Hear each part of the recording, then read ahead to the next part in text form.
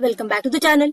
Today in this video we are starting with one of the most important data type in a Python, and that is the dictionaries. So this will be our part 1 regarding the dictionary, where we are going to cover what is dictionary, how to create it, how to access data in a dictionary, and some of the basic operation regarding the dictionary. So let's get started. So basically what is mean by dictionary? So dictionary is nothing but the collection of data where we store the data in the form of key and a value pair. ठीक है, just like in our real life we have any dictionary. ठीक है, जिस तरह से हमारे पास dictionary के अंदर एक वर्ड होता है और उसका मीनिंग होता है, उसी तरह से पाइथन के अंदर हम लोग जो भी डिक्शनरी क्रिएट करते हैं, ठीक है, उसके अंदर क्या होता है, जो भी डेटा हम लोग स्टोर करते हैं उसकी एक की होती है एंड पर्टिकुलर वैल्यू होती है. ठीक है, जैसे हमारी डिक्शनरी में वर्ड एंड मीनिंग होता है, उसी तरह से पाइथन की डिक्शनरी के अंदर की एंड वैल्यू इस तरह से पेयर्स के फॉर्म में हम लोग डेटा जो है वो स्टोर करते हैं. सो यहाँ देखो हम लोग क्या करेंगे, सिंपल एक डिक्शनरी जो है वो क्रिएट करेंगे. नाउ इसके पहले हम लोगों ने लिस्ट क्रिएट करने के लिए स्क्वायर ब्रैकेट का यूज किया है, टपल्स क्रिएट करने के लिए हम लोगों ने पैरेंथेसिस का यूज किया है, डिक्शनरी क्रिएट करने के लिए हम लोग कर्ली ब्रेसेस का यूज करेंगे. नाउ यहाँ पे देखो हम लोग यहाँ पे नाम दे रहे हैं डिक्शनरी को एज अ स्टूडेंट. ठीक है, नाउ ये जो डिक्शनरी हम लोग क्रिएट कर रहे हैं वो हम लोग कर्ली ब्रैकेट्स के अंदर क्रिएट करेंगे. ओके, नाउ यहाँ पे हमें क्या चाहिए, की वैल्यू इस तरह से पेयर्स के फॉर्म में हमें डेटा जो है वो स्टोर करना है. तो ये जो की रहेगी हम लोग हमेशा इस तरह से डबल कोटेशन मार्क में क्रिएट करेंगे. समझो मैं यहाँ पे नेम नाम की एक की क्रिएट कर रही हूँ और इसे मैं जो वैल्यू असाइन कर रही हूँ, ठीक है, वो है राहुल. ठीक है, तो ये एक पेयर हो गई हमारी डिक्शनरी के अंदर. ठीक है, स्टूडेंट डिक्शनरी के अंदर हम लोगों ने एक पेयर की क्रिएट की है जिसके अंदर की है नेम एंड उसकी वैल्यू जो है वो है राहुल. दूसरी पेयर अगर मुझे क्रिएट करनी है तो उसे हम लोग कॉमा से सेपरेट करेंगे. ठीक है, दूसरी में की ले रही हूँ यहाँ पे एज अ एज. ठीक है, कोलन एज में लिख रही हूँ एज अ 20. नाउ कॉमा मुझे थर्ड की वैल्यू पेयर यहाँ पे चाहिए. ओके, सो यहाँ मैं लिख रही हूँ कोर्स. ठीक है, नाउ ये वाले की को मैं जो वैल्यू असाइन कर रही हूँ वो है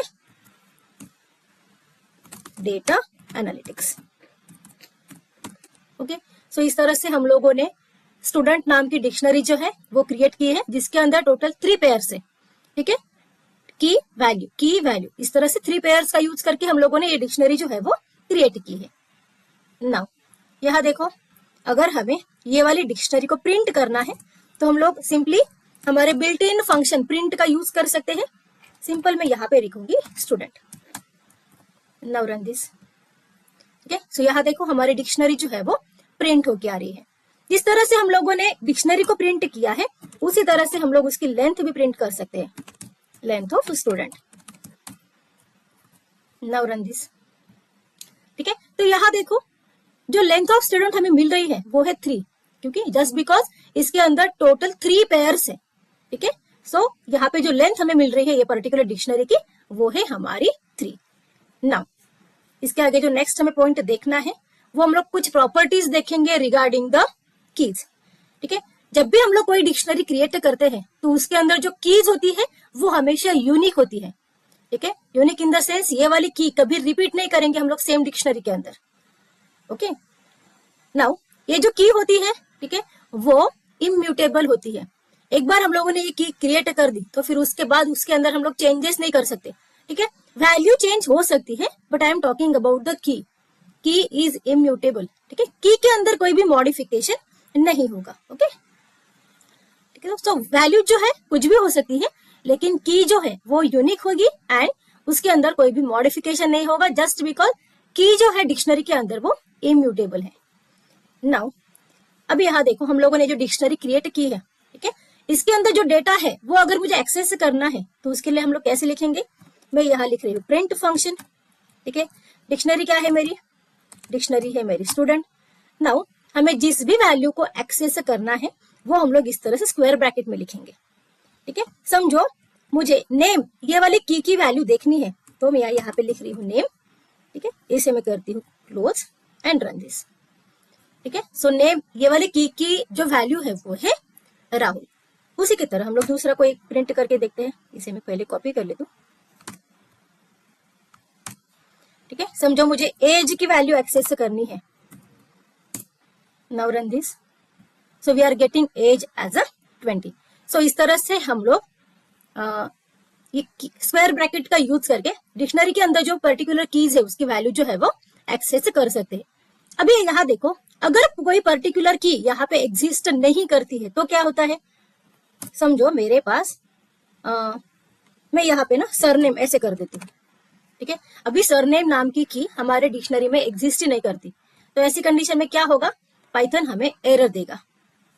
ठीक है, यहाँ देख सकते हैं हम लोग, पाइथन ने एरर दिया है हमें। ठीक है, कि ये जो की है, की एरर दिया है उसने कि ये की एग्जिस्ट ही नहीं करती। सो अगर डिक्शनरी के अंदर कोई की एग्जिस्ट नहीं करती है और अगर हम लोग उसे एक्सेस कर रहे हैं तो फिर पाइथन यहाँ पे एरर थ्रो करेगा। सो इसे मैं फिर से कर देती हूँ हमारा नेम। अभी यहाँ पे देखो, जब हम लोग इस तरह से डिक्शनरी के अंदर का कोई भी डेटा जब हम लोग एक्सेस कर रहे हैं, ठीक है, इन केस ये पर्टिकुलर की वो डिक्शनरी के अंदर अगर प्रेजेंट नहीं है तो वहां पे क्या हो रहा है, पाइथन जो है वो हमें एरर थ्रो कर रहा है। ठीक है, अब यहाँ देखो, एरर को अवॉइड करने के लिए हमारे पास एक मेथड है जिसका नाम है गेट मेथड। ठीक है, ये और एक सेफर वर्जन है to access the data in a Python dictionary. ठीक, अभी यहाँ देखो, मैं इसी स्टेटमेंट को कॉपी कर रही हूँ। ठीक है, यहाँ पे मैं प्रिंट कर देती हूँ। अगर मुझे इसके अंदर गेट स्टेटमेंट को यूज करना है या फिर गेट ये वाली फंक्शन को यूज करना है तो हम लोग क्या लिखेंगे, सिंपली प्रिंट फंक्शन का यूज करेंगे। ठीक है, मैं यहाँ लिख रही हूँ स्टूडेंट डॉट गेट। ठीक है, फिर हम लोग पैरेंथेसिस में लिखेंगे वो पर्टिकुलर की जिसकी वैल्यू हमें एक्सेस करनी है। फॉर एग्जाम्पल मुझे नेम ये वाले की वैल्यू एक्सेस करनी है। ठीक है, ब्रैकेट को मैं कर देती हूँ close. Now run this. So we are getting the same result. लेकिन इन केस समझो यहाँ पर मैंने नेम की जगह पर सरनेम किया, जो कि पाइथन के डिक्शनरी में एग्जिस्ट नहीं करती है। सो यहाँ देखो, अगर मैं इसे रन भी कर रही हूँ तो पाइथन हमें एरर थ्रो नहीं कर रहा है, जस्ट हमें जो आंसर मिल रहा है वो है नन। सो इस तरह से अगर हमें एरर को अवॉइड करना है तो हम लोग गेट ये वाले मेथड का या फिर ये वाले फंक्शन का यूज कर सकते हैं, because it does not give an error if the key doesn't exist. Okay, now अभी यहाँ देखो, हम लोगों ने ये जो स्टूडेंट नाम की डिक्शनरी क्रिएट की है, इसके अंदर अगर मुझे कोई नया डेटा ऐड करना है तो वो भी पॉसिबल है। सो हम लोग क्या कर सकते हैं, डेटा को ऐड भी कर सकते हैं। सो हम लोग क्या करेंगे, यहाँ पे हम लोग लिखेंगे स्टूडेंट, जो कि मेरे डिक्शनरी का नाम है। ठीक है, मुझे ये वाली डिक्शनरी के अंदर एक नया की ऐड करना है जो कि रहेगा मेरा ग्रेड। ठीक है, सो मैं की को नाम दे रही हूँ एज ए ग्रेड। ठीक है, एंड इसे मैं जो वैल्यू असाइन कर रही हूँ वो है ए प्लस। ठीक है, नाउ रन दिस। ठीक है, अभी हम लोग क्या करेंगे, नई वाली डिक्शनरी को प्रिंट करेंगे। सो यहीं पे लिख देती हूँ मैं एज अ प्रिंट, डिक्शनरी का नाम है हमारा स्टूडेंट। Now run this. ठीक है, सो यहाँ हम लोग देख सकते हैं वो जो नया हम लोगों ने पेयर ऐड किया था ग्रेड ए प्लस, वो हमारे डिक्शनरी के अंदर ऐड हो गया है। तो पहले हमारी डिक्शनरी के अंदर टोटल 3 की वैल्यू पेयर्स थे, अभी टोटल 4 पेयर्स आ गए। ठीक है, अगर लेंथ भी देखना है तो हम लोग लेंथ यहाँ पे देख लेंगे। तो प्रिंट लेंथ ऑफ स्टूडेंट।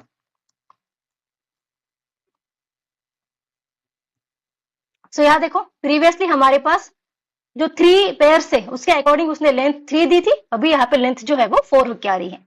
सो इस तरह से हम लोग कोई भी नया डेटा एग्जिस्टिंग डिक्शनरी के अंदर ऐड कर सकते हैं। उसी की तरह अगर मुझे प्रीवियसली ऐड किए हुए डेटा की वैल्यू चेंज करनी है तो वो भी पॉसिबल है। नाउ हम लोग क्या करेंगे, डेटा को अपडेट करेंगे। So we are updating the data. So हम लोगों ने जो पहली डिक्शनरी क्रिएट की है स्टूडेंट नाम की, उसके अंदर एज हम लोगों ने 20 लिया था, अभी एज को चेंज करके मुझे 21 करना है तो वो भी पॉसिबल है। सो यहाँ पर हम लोग क्या लिखेंगे, हम लोग यहाँ पे लिखेंगे हमारी डिक्शनरी का नाम जो कि स्टूडेंट। ठीक है, स्क्वायर ब्रैकेट के अंदर हम लोग वो की का नाम लिखेंगे जिसकी वैल्यू हमें अपडेट करनी है। ठीक है, और जो भी नई वैल्यू मुझे चाहिए वो हम लोग यहाँ पे असाइन करेंगे। नाउ अभी मैं स्टूडेंट वाली डिक्शनरी को प्रिंट कर देती हूँ।